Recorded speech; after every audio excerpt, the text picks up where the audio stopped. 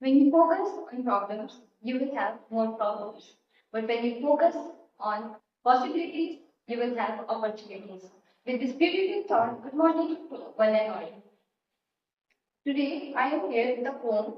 This poem is originally written by Kent and Keith, according to some sources, hangs on the wall of Mother Teresa's children's home in Calcutta.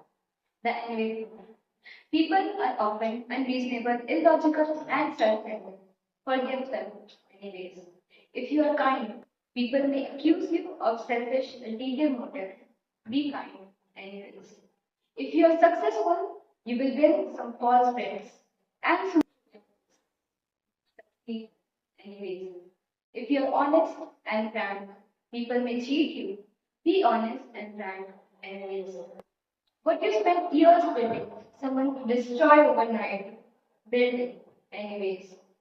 If you find serenity and happiness, they may be happy anyways.